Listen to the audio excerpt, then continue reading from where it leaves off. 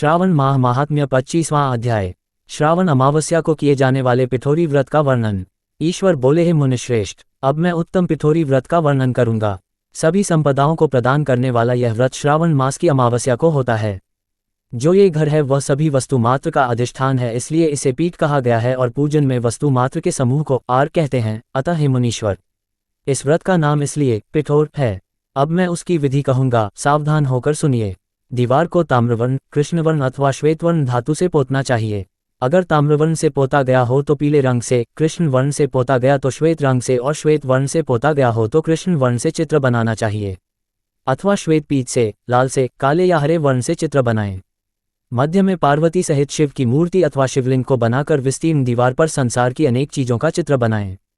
चतुर्शाला सहित रसोई घर, देवालय, शयनघर, 7 खजाने, स्त्रियों का अंतःपुर जो महलों तथा अट्टालिकाओं से सुशोभित तथा शाल के वृक्षों से मंडित हो, चूने आदि से दृढ़ता से बंधे पाषाणों तथा ईंटों से सुशोभित हो और जिसमें विचित्र दरवाजे, छत तथा क्रीड़ास्थान हो, इन सभी को चित्रित करें।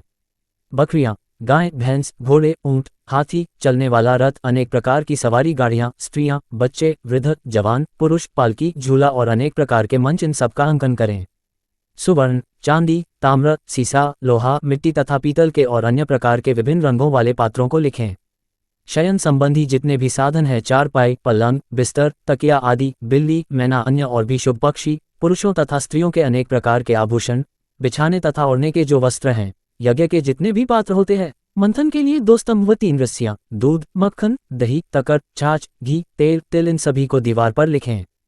गेहूं, चावल, अरहर, जौ, मक्का, वार्तानल एक प्रकार का अन्न होता है। चना, मसूर, कुल्थी, मूंग, कांगनी, तिल, कोदो, कातसी नामक अन्न, सांवा, चावल, उड़द, ये सभी धान्य वर्ग भी अंकित करें।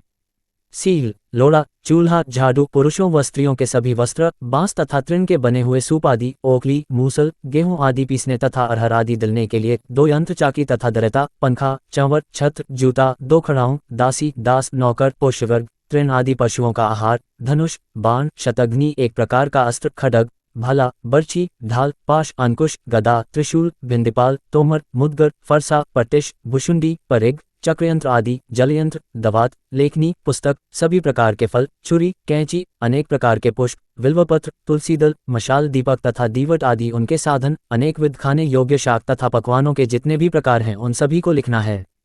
जो वस्तुएं यहाँ नहीं बताई गई है उस सबको भी दीवार पर लिखना है, क्योंकि यहाँ पर सभी कुछ लिखना संभव नहीं है, क्योंकि एक एक पदार्थ के सैकड़ों तथा हजारों भेद हैं और मैं कितना कह सका हूँ। 16 उपचारों से इन सभी का पूजन होना चाहिए। पूजन में अनेक प्रकार के गंध द्रव्य, पुष्प, धूप तथा चंदन अर्पित करें। ब्राह्मणों, बालकों तथा सौभाग्यवती स्त्रियों को भोजन कराएं।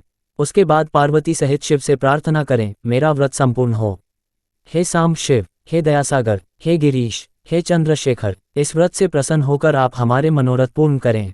इस प्रकार 5 वर्ष तक व्रत करके बाद में उद्यापन कर देना चाहिए। इसमें घृत तथा बिल्वपत्रों से शिव मंत्र के द्वारा होम होता है।